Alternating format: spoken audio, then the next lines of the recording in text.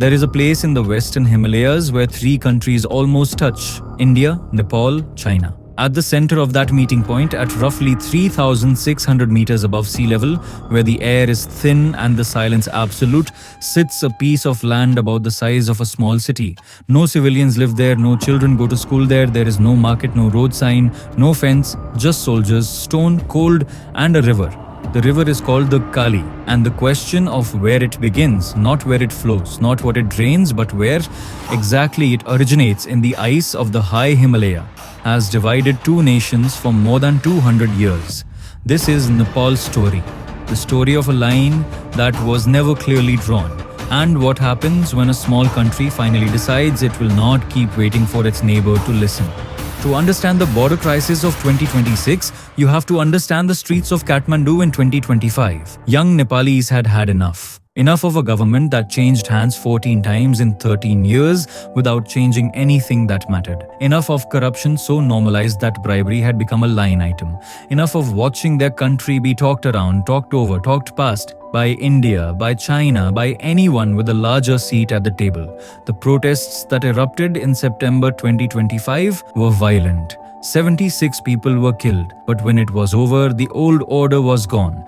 Prime Minister KP Sharma Oli was out, and Nepal was preparing to make a different kind of choice. On March 5, 2026, Nepal voted. The result was a landslide so decisive it had no recent precedent. Balendra Shah, a 35-year-old engineer turned rapper turned mayor of Kathmandu, became Nepal's youngest prime minister, winning 182 of 275 parliamentary seats. His party formed the first single-party majority government since 1999. He had never served in national office, he had been a hip-hop artist, and he walked into the prime ministership carrying a 200-year-old argument. March 4th, 1816. Nepal has just been defeated in war by the British East India Company. The peace is called the Treaty of Sugauli. Under its terms, Nepal surrenders all territory west of the Kali River. Simple enough, except for one thing. The treaty contains no map, and it offers no definition of where the Kali River begins. That cartographic silence, a single missing detail in a document signed 2 centuries ago, has never been filled. British survey teams produced maps from 1819 onward. In the early decades, those maps, made in 1819, 1821 and 1827, all placed the river's source at Limpiyadhura, a high-altitude point Nepal considers firmly within its own territory. But later maps produced from 1879 onward pointed to a different tributary, one that placed the source further south and east, closer to India's current position. No one altered the river, no one moved a mountain. Someone simply drew a line in a different place, and from that one divergence, everything else follows. For over a century after the treaty, both countries largely left the question alone. The mountains were remote, the territory was uninhabited, and Nepal, landlocked and surrounded, had little leverage to press the issue even if it wanted to. Then, in October 1962, India and China went to war. Indian troops moved into the high-altitude terrain of Kalapani, a strategic position overlooking the Indo-China border. Nepal, sandwiched between the two powers and surviving on the goodwill of both,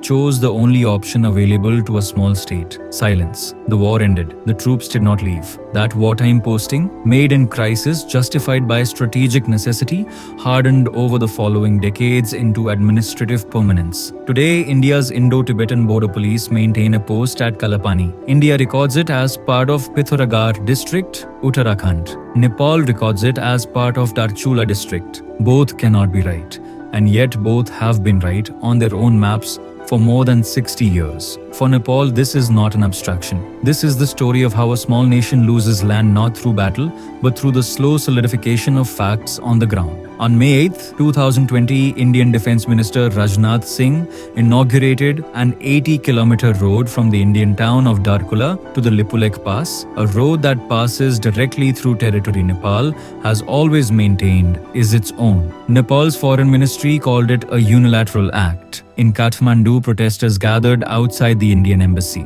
Police detained at least 38. Nepal's response came within weeks, and it was constitutional. On June 13, 2020, Nepal Nepal's parliament voted on a map. All 258 lawmakers present raised their hands. The vote was unanimous. The official map of Nepal was amended to show Limpiyadhura, Lipulekh, and Kalapani, 372 square kilometers of disputed Himalayan terrain, as unambiguously Nepali. India called it artificial enlargement. It rejected the new map as contrary to historical evidence and bilateral understanding. But something had changed. Nepal had written its claim into its own constitution. It would not be easy to unwrite. Not all of Nepal's border grief is written in stone. Some of it is written in mud. In the eastern region near Bihar, the Gandak River, known in Nepal as the Narayani, has been slowly changing its course for decades. As it shifts, the land along its banks changes legal nationality without anyone moving. Nepali farmers have woken to find their fields technically in India. Indian farmers have discovered the reverse. This is the Sosta dispute, quieter than Kalapani, less geopolitically charged, but in some ways more heartbreaking. Because here, the enemy is not a military post. It is the river itself, moving silently, year by year, making borders meaningless and lives uncertain. In 2016, both governments acknowledged that something had to change. They created the Eminent Persons Group, 8 scholars and diplomats, 4 from each country, and charged them with reviewing everything. The border, the 1950 Peace and Friendship Treaty that many Nepalis consider unequal, the full architecture of bilateral relations in the 21st century. The group met 9 times. They worked for 2 years. In July 2018, they produced a joint report. India has never formally received it. 8 years of silence. A report that recommended replacing an outdated treaty, a report that addressed the very border issues tearing the relationship apart, and a single act, the refusal to open the envelope, that has told Nepal more clearly than any speech where it stands. 6 years after the pandemic paused the Kailash Mansarovar Yatra, one of Hinduism's most sacred pilgrimages, ending at Mount Kailash in Tibet,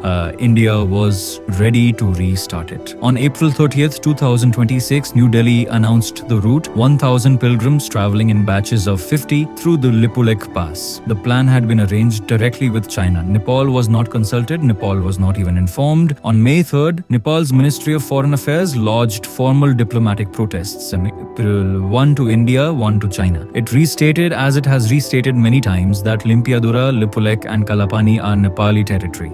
It asked its neighbors to stop using the pass until the dispute is resolved. India responded, not with negotiation, with repetition. Such claims, New Delhi said, are neither justified nor based on historical facts. China said nothing, and India's Foreign Secretary, scheduled to visit Kathmandu on May 11th, quietly postponed after Prime Minister Shah declined to meet him. Nepal is not a large country. It covers around 147,000 square kilometers, smaller than many Indian states. It is landlocked, enclosed by India on 3 sides and on the 4th by the Great Wall of the Himalayas. India buys more than 82% of Nepal's exports. India supplies nearly 58% of everything Nepal imports. More than 8 million Nepali citizens live and work on Indian soil. This is not the position of a nation with easy choices, and yet China is rising in Nepal.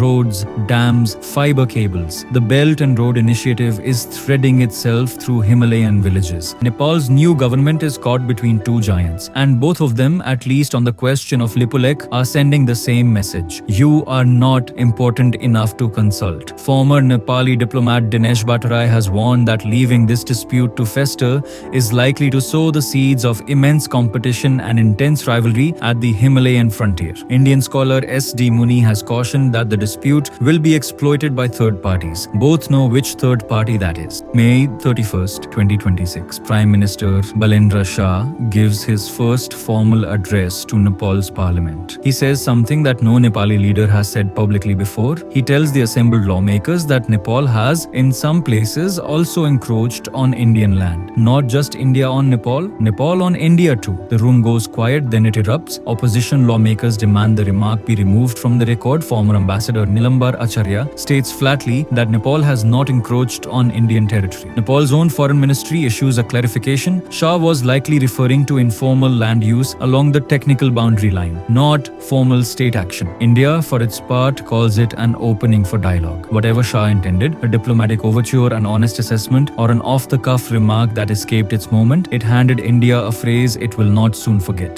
Kathmandu analyst Anuragacharya put it plainly, Shah's words would be a baggage that Nepali negotiators will have to carry whenever formal talks begin. Nepal was never colonized. It has never lost a war with India. And yet, piece by piece, one road inauguration, one withheld report, one pilgrimage route agreed without asking, it has been losing the argument. The Kali River still flows. The question of where it begins has no agreed answer. And somewhere in the gap between the maps, in 372 square kilometers of some of the most beautiful, remote and bitterly contested terrain on earth, two countries must decide whether they are ready to be honest with each other. Nepal's youngest Prime Minister, in his first address to Parliament, broke a diplomatic taboo. Whether that honesty opens a door or closes one depends on whether the larger power across the river is ready to stop ignoring the envelope on the table. That report has been waiting 8 years. The river has been waiting 200.